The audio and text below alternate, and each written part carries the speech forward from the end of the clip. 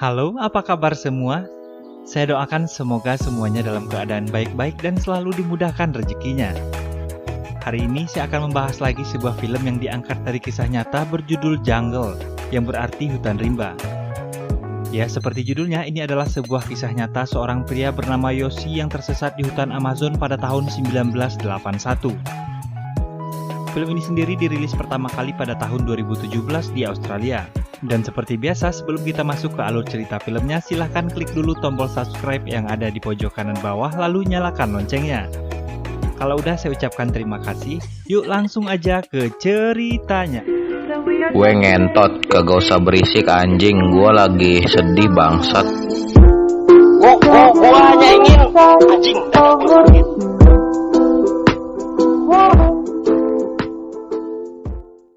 Berkisah awal tahun 1981, seorang mantan tentara Israel bernama Yoshi Ginsberg melakukan perjalanan ke Bolivia, Amerika Selatan.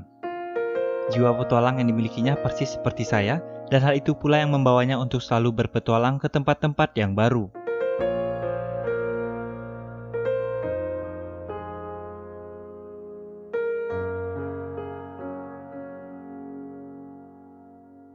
Di perjalanan dalam sebuah kapal, Yoshi bertemu dengan Marcus Stem, seorang guru sekolah yang hampir aja ketinggalan.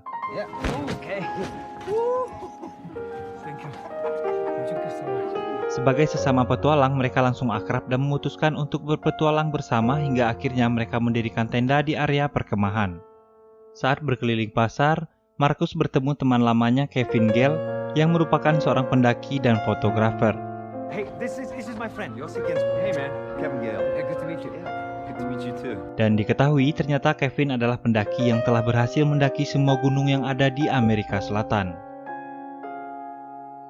Kemudian Yoshi berkenalan dengan seorang wanita dan mereka minum-minum di perkemahan dan tertidur. Bottoms up.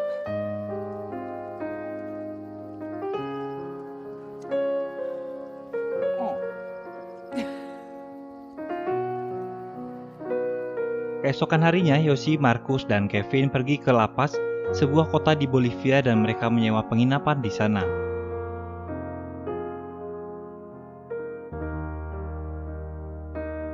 Ketika Yoshi sedang berjalan di pasar, Yoshi disapa oleh orang asing dari Austria bernama Karl Rupecher, lalu mereka mulai berbincang dan menceritakan pengalamannya. Karl bercerita dia pernah bertemu suku pedalaman, mendulang emas dan menikmati keindahan pedalaman hutan Amazon. Hal itu dibuktikannya dengan menunjukkan foto-fotonya saat ekspedisi. Karl mengajak Yoshi untuk mencari suku Toromonas, suku yang memiliki harta karun tersembunyi. Mendengar hal tersebut, Yoshi menjadi semakin bersemangat. Dia mengajak teman-temannya untuk bergabung. Mereka hanya diminta $50 per orang untuk bekal di perjalanan. Selanjutnya, mereka dijanjikan bongkahan emas oleh Karl untuk dibawa pulang. Setelah menyiapkan perbekalan, kemudian mereka berangkat menggunakan pesawat menuju Madidi, Amazon. Sesampainya di tujuan, Yoshi, Marcus, Kevin, dan Karl memulai perjalanannya.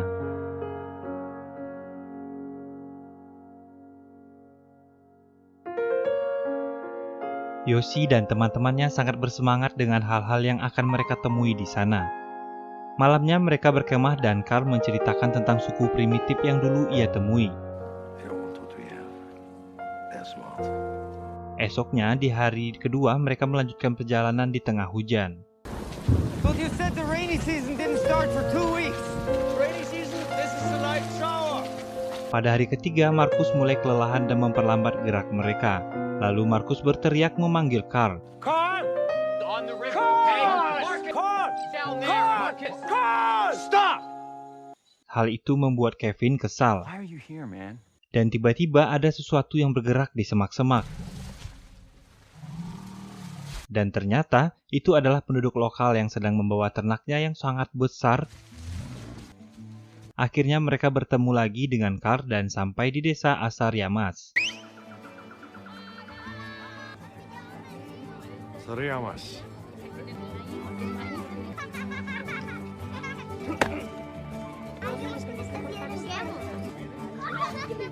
Sana, malamnya mereka mencoba arak dan tembakau khas desa itu.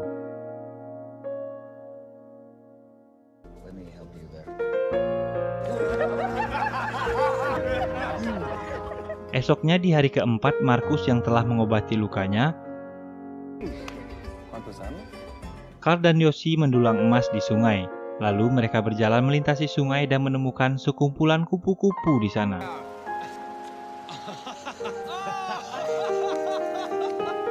Mereka pun melanjutkan perjalanan ke dalam hutan. Perbekalan pun semakin menipis dan ketika itu mereka melihat seekor monyet di sana dan tiba-tiba Carl menembak monyet tersebut dan membakarnya. Carl tampak sangat menikmati memakan hasil tangkapannya, sedangkan Markus melihatnya saja sudah mual.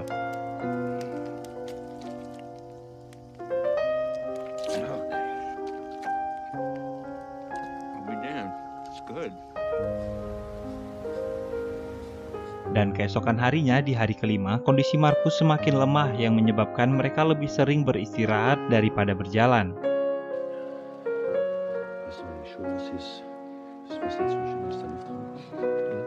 Markus menyadari dan menyesal dengan kondisinya yang hanya memperlambat perjalanan mereka saat ini.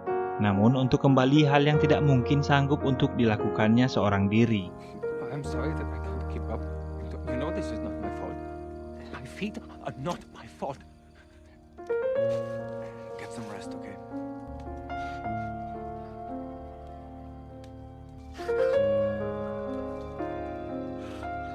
Di pagi harinya mereka berdiskusi bagaimana caranya agar Markus bisa berjalan tanpa memperlambat perjalanan mereka.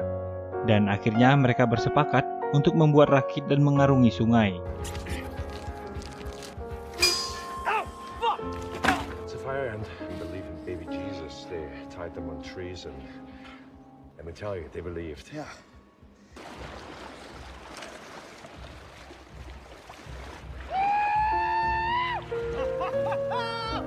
Awalnya perjalanan mereka menggunakan rakit sangatlah menyenangkan. Hingga akhirnya Carl tampak begitu cemas melihat arus sungai yang begitu deras.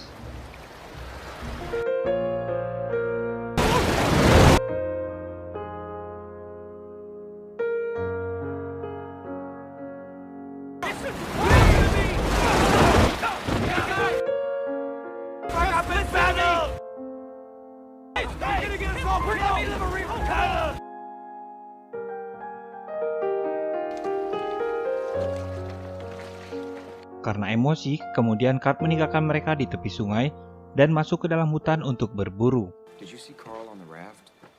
You know what I think? Carl can't swim. Kemudian, Yoshi pergi mencari Carl ke dalam hutan dan tiba-tiba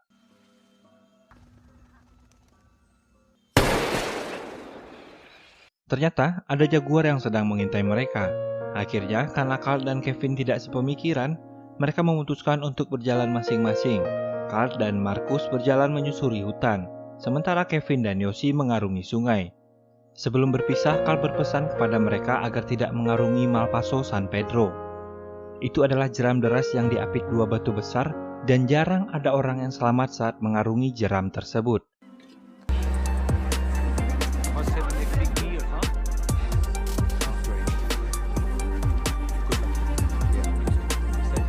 Mereka berpisah hari itu. Kevin dan Yoshi berangkat menyusuri sungai sementara Carl dan Markus masuk kembali ke dalam hutan. Dan ini adalah momen yang tak akan pernah dilupakan Yoshi dan Kevin karena Markus dan Carl tak pernah keluar dari hutan dan hingga saat ini mereka berdua tak pernah ditemukan. Oke, lanjut. Lalu sampailah mereka ke Malpaso San Pedro. Seperti yang dikatakan Carl sebelumnya, arusnya terlalu deras hingga mereka kesulitan untuk mengendalikan rakit.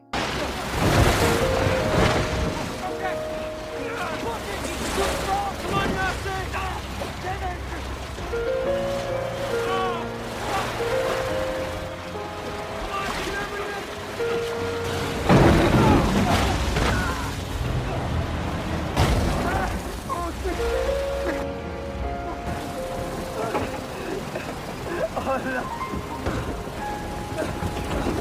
I get to the bank, throw me the machete. I'm gonna cut some vine and pull you out. Damn it, you guys! Listen to me. I'm gonna make it, okay? I'm gonna make it. I'm not leaving you.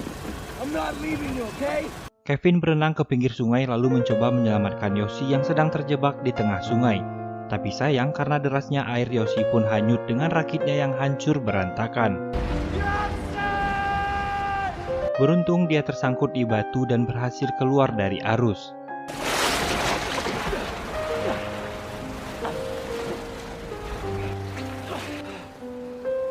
Dia mencoba mencari dan memanggil-manggil Kevin, namun tidak ada yang menjawabnya.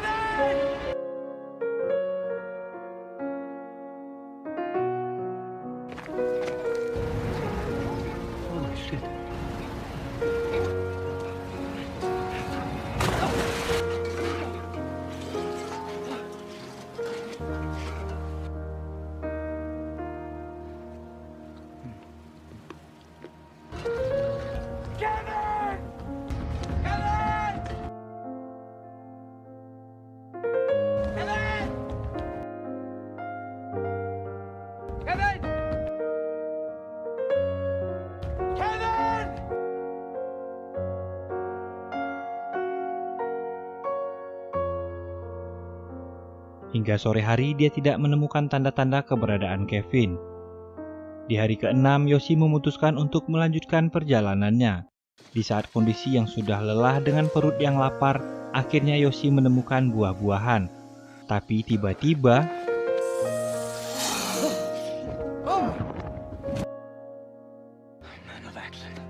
Yoshi akhirnya berhasil membunuh ular tersebut.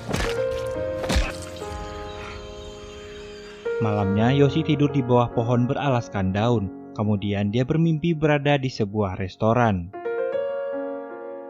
Namun saat ia ingin memakannya, tiba-tiba di pagi harinya Yoshi melanjutkan perjalanan. Tiba-tiba dia menyadari ada benjolan dan sesuatu yang bergerak di dahinya. Singkat cerita, malam harinya Yoshi kembali beristirahat dan tak diduga dia melihat Markus. Namun saat dia menyalakan senter, Markus menghilang. Lalu Yoshi mendengar ada sesuatu yang bergerak di antara semak-semak. Dia melihat macan yang sedang mengintainya di semak-semak tersebut. Kemudian Yoshi menyalakan gas tabung untuk mengusir macan itu.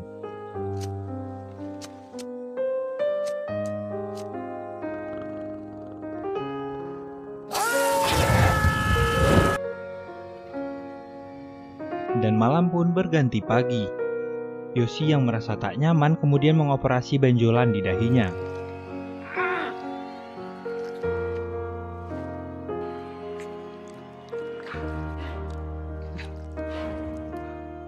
Dan ternyata benjolan itu berisi seekor hewan seperti lintah. Yoshi melanjutkan perjalanan. Dia menemukan bekas tebasan pohon dan di depannya dia menemukan 2 butir telur yang hampir menetas. Karena kehabisan bekal dan sangat kelaparan, akhirnya Yoshi memakan telur itu mentah-mentah. Yoshi menemukan bekas perkemahan tradisional dan yang tersisa hanya bangunan dari dedaunan kering. Kemudian Yoshi membuka sebuah peta. Berjalan seorang diri dengan kondisi basah dan kering membuat kakinya penuh dengan luka. Tapi dia tidak punya pilihan lain selain terus berjalan.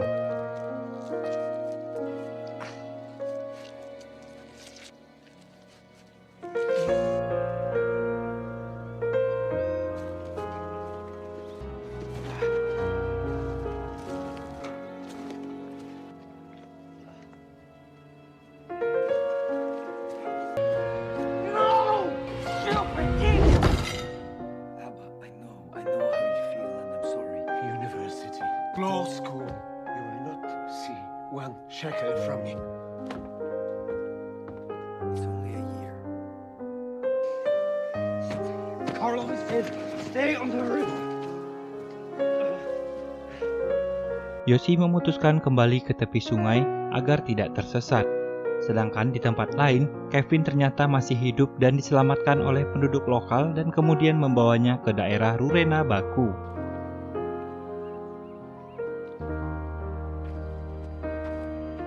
Kevin kemudian meminta pihak berwenang setempat untuk membantunya mencari Yoshi. Beralih ke Yoshi, samar-samar dia mendengar suara pesawat. Yoshi memberikan tanda dengan mengibarkan mantelnya. Namun Kevin tak melihat Yoshi dari atas pesawat karena pesawat terbang terlalu tinggi.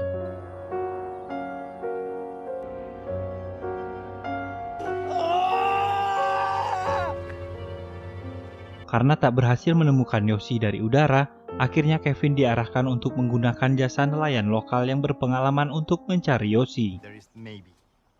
Setelah mendengar Yoshi hilang lebih dari 2 minggu, nelayan tersebut menolak untuk membantunya. Namun, Kevin terus meyakinkan nelayan itu hingga ia ingin membeli perahu miliknya. ¿Cuándo por el bote? Crazy gringo. Dan akhirnya mereka sepakat untuk berangkat. Yoshi terlihat sudah mulai kehilangan harapan, kesempatan untuk diselamatkan oleh pesawat sudah gagal. Tidak lama setelah itu, dia melihat seorang wanita.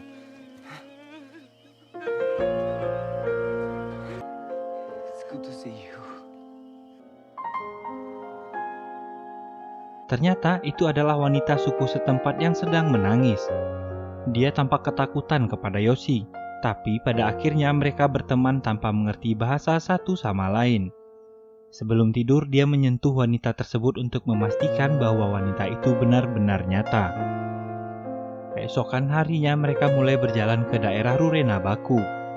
Yoshi tampak sudah sangat kesusahan untuk berjalan, hingga dia menggunakan sebuah tongkat. Lalu mereka mulai tidak sepaham dan sering bertengkar. Kemudian, Yoshi tampak depresi karena tak kunjung keluar dari hutan. Malamnya mereka tidur berdua. Yoshi mencoba menenangkan wanita tersebut dengan mengelusnya.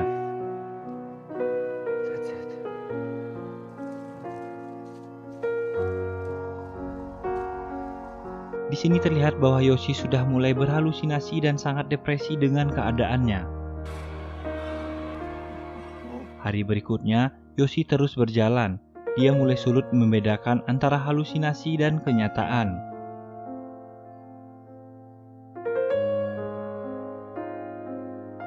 Naasnya saat melewati hutan dia terperosok ke dalam lumpur hidup, dan badannya perlahan-lahan mulai terhisap sampai dia kelelahan dan tertidur. Saat terbangun, Yoshi melihat daun dan mencoba meraihnya. Dan perlahan menariknya hingga dia bisa keluar dari lumpur tersebut.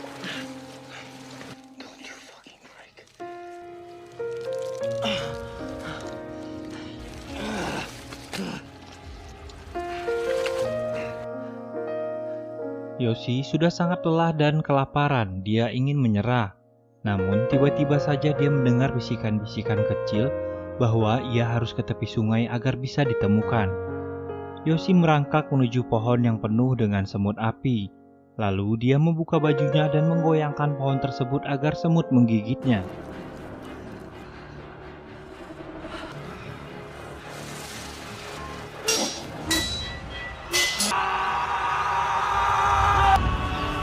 Mungkin dia berpikir rasa sakit bisa mengalahkan rasa lelahnya.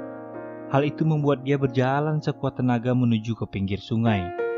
Akan tetapi sesampainya di sungai, dia tidak menemukan apapun. Malam harinya hanya ada kura-kura yang menghampirinya. Dia kemudian berbicara kepada kura-kura tersebut untuk memotivasi dirinya sendiri. Dalam keadaan seperti ini, Yoshi sudah pasrah. Harapan untuk diselamatkan sudah tidak terpikirkan lagi. Seolah dia hanya menunggu untuk mati. Keesokan harinya terlihat Kevin yang masih terus mencari. Akan tetapi mereka menepi. Mereka menghentikan perjalanan melihat arus di depannya yang sangat deras dan sulit untuk dilewati. Akhirnya mereka berbalik arah untuk pulang.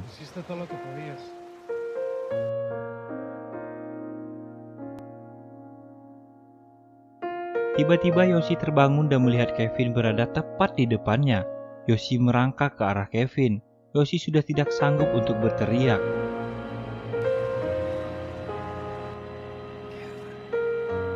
Akan tetapi tiba-tiba saja Kevin menoleh.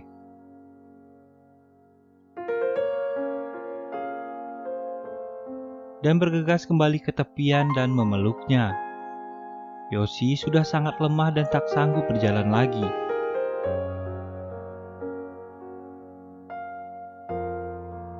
Akhirnya, Kevin membawanya ke daerah Rurena Baku. Penduduk setempat mengucapkan selamat karena telah berhasil selamat dari hutan. Setelah kondisinya kembali membaik, Yoshi dan Kevin kembali ke penginapannya di lapas. Mereka menunggu Carl dan juga Marcus berhari-hari. namun tak ada kabar dan tidak kunjung kembali. Kevin dan Yoshi akhirnya menyadari bahwa harta yang paling berharga adalah nyawa mereka sendiri. Dan film pun selesai.